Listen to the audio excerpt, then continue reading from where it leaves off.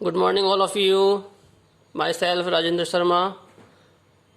देखिए बेटा, पिछले वीडियो में हमने संधि प्रकरण की परिभाषा, संधि के प्रकार, स्वर संधि की परिभाषा एवं स्वर संधि के प्रकार पढ़े और स्वर संधि के प्रकार में भी पहला प्रकार दीर्घ स्वर संधि पढ़ा।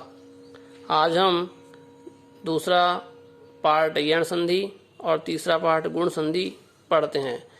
इसको एक्सप्लेन करते हैं। देखिए यण संधि क्या होती है। देखिए यण संधि का एग्जाम्पल और जो सूत्र है वो यहाँ दिया गया है।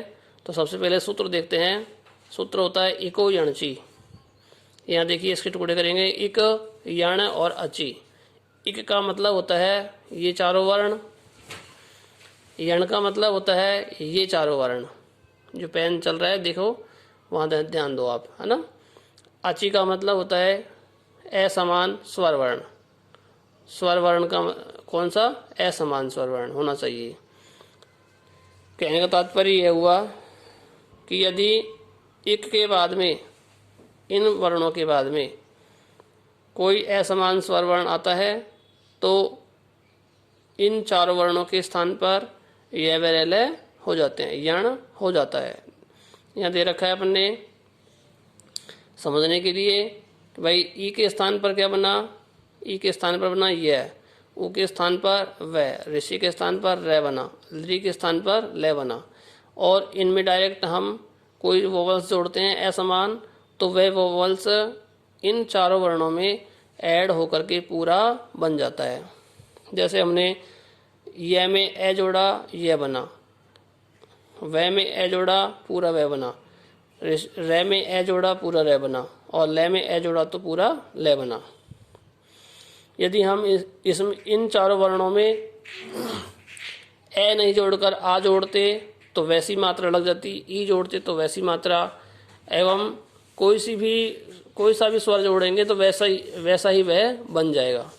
एग्जाम्पल दे रखा है प्रति प्लस आया। ई के स्थान पर यह बन गया, दोनों को अलग अलग किया, प्रयत प्लस ई, प्रति बना। अब ई के स्थान पर यह बन गया, आगे ए दे रखा है तो ये और ए को जोड़ेंगे तो पूरा यह बन जाएगा। इनको दोनों को जोड़ेंगे तो बनेगा प्रत्यय। उसी प्रकार प्रति प्लस अक्ष बराबर प्रत्यक्ष बनता है, आदि प्लस अक्ष बराबर अध्यक्ष बनता है। यहाँ देखिए कुछ अन्य उदाहरण है, एग्जाम्पल। तो देखिए प्रति प्लस एकम, यहाँ ई का यह बनेगा और यह में ए जुड़ेगा तो बनेगा ये। आधा तय है, वह जो का जो जुड़ जाएगा बन जाएगा प्रत्येकम। नदी प्लस उद्गम, यहाँ देखिए ई के स्थान पर यह बनेगा और यह के अंदर उ जुड़ेगा तो यू बनेगा। यू में हम दे को जोड़ेंगे तो विद्यालय वाला द्य बनेगा और शब्द बनेगा नद्युद्गम। प्रति प्लस आदेश, यहाँ देखिए ई का बना यह और यह में आ जोड़ा तो यह बन गया। आंसर हो गया प्रत्यादेश। ऊ के स्थान पर वह बनता है, वह में आ जोड़ा तो वह बन गया। आंसर हो गया हमारा बध्वादेश। यहाँ देखिए गुरु आज्ञा है तो गुरु में ऊ की मात्रा और यहाँ पर ऊ के स्थान पर वह बन गया, वह में आ जोड़ा तो वह बन गया। अब देखिए ये ऊपर रह जो गया है ना, वो यहाँ से गया है, मतलब ये आधा रह है, आधे रह के बाद कॉन्सोनेंट आ गया, इसलिए ये रह ऊपर चला गया। आंसर बना हमारा गुरुवाज्ञा। अगला देखिए ऋषि वाला। तो ऋषि के स्थान पर रे बनता है, रे में आ जोड़ेंगे रा बनेगा और रा में भी हम तय जोड़ेंगे तो त्रा बनेगा। हमारा आंसर होगा पितराज्ञा। मात्राज्ञा भी इसी प्रकार से होगा। यहाँ देखिए मातृ प्लस उपदेश, तय ऋषि का रे और आगे ऊ, तीनों मिलकर बनेंगे त्रु। आंसर बनेगा मातृ उपदेश, जो मैंने यहाँ पर संधि विच्छेद करके दिया हुआ है। आगे देखिए लृ के उदाहरण है। लृ के स्थान पर लय बनता है आधा और लय में आ जोड़ा तो पूरा ला बन गया। पीछे कृति दे रखा है आंसर बनेगा हमारा लाकृति। फ्रेंड्स, स्टूडेंट्स, इनके अलावा भी और भी बहुत से एग्जाम्पल हो सकते हैं। आप स्वयं इनको अपनी रफ कॉपी में करके देखें तो आसानी से आपको समझ में आ जाएंगे। आइए बच्चों, अब पार्ट नंबर 3 गुण संधि के बारे में चर्चा करते हैं। गुण संधि का जो सूत्र है वह है आद्य गुण, अर्थात इसका मतलब हुआ पहले प्लस से पहले ए आ में से कोई वर्ण होना चाहिए, उसके बाद इन में से कोई वर्ण होना चाहिए। तो यदि ऐसी कंडीशन हो जैसे ए प्लस आ, ए और ए आ आगे ई हो तो इन दोनों के स्थान पर ए बनेगा। ए आ प्लस उ हो तो ओ बनेगा। ए आ प्लस ऋषि हो तो अर बनेगा। ए आ प्लस लृ हो तो अल बनेगा। ऐसी कंडीशंस हो तो हमारी गुण संधि का सूत्र लगता है। देखिए एग्जाम्पल दिया हुआ है महा प्लस ईश।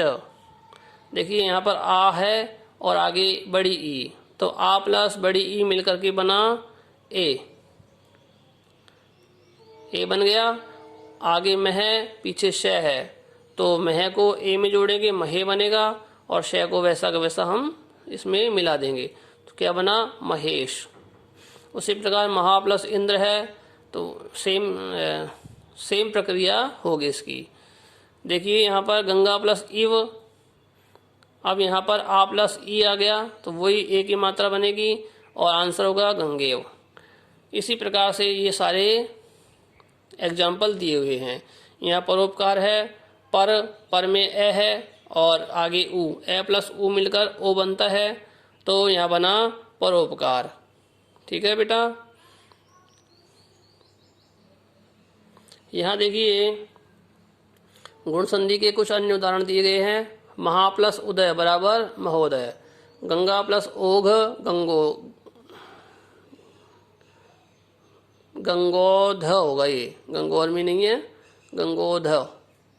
गंगा प्लस ओध बराबर गंगोध, ये मिस्टेक है यहाँ पर, तो इसे आप सही कर लेंगे। देखिए जल प्लस उर्मी जलोर्मी, सप्त प्लस ऋषि सप्तऋषि। देखिए यहाँ कैसे बना सप्तऋषि, तय में ए छिपा हुआ है और आगे ऋषि की मात्रा, तो तय प्लस रे जोड़ेंगे तो आर बनेगा, ऋषि को जोड़ेंगे तो आर बनेगा। आर बना तो यहाँ सप्तर्षि बना। हमें इस सप्तर्षि में आर की ध्वनि सुनाई दे रही है, इसका मतलब समझ लेना यहाँ गुण संधि का एग्जाम्पल है। महा प्लस ऋषि, इसमें भी आर बनेगा दोनों के स्थान पर, और शब्द बना महर्षि। देव प्लस ऋषि में भी इसी प्रकार से होकर के देवर्षि बना। कला प्लस ऋषि में भी इसी प्रकार बना और कलार्षि बना। तव प्लस लृकार, देखिए यहाँ पर ए की मात्रा और आगे लृ, तो ए के बाद लृ आ जाए तो दोनों को मिलकर के अल बनाते हैं, और अल बन गया तो यहाँ शब्द बना तवलकार। उसी प्रकार मम प्लस लृकार जुड़ेगा तो बनेगा ममलकार। यहाँ देखो अल की ध्वनि सुनाई दे रही है। तो बेटा इस प्रकार से हम गुण संधि के एग्जाम्पल समझेंगे। इनको आप सेल्फ अपनी कॉपी में करेंगे तो आपको समझ में आएगा, और जितनी प्रैक्टिस करोगे उतना ज़्यादा आपको समझ में आएगा। अगली वीडियो में नेक्स्ट टॉपिक पढ़ाऊँगा। आज के लिए इतना ही। Thank you.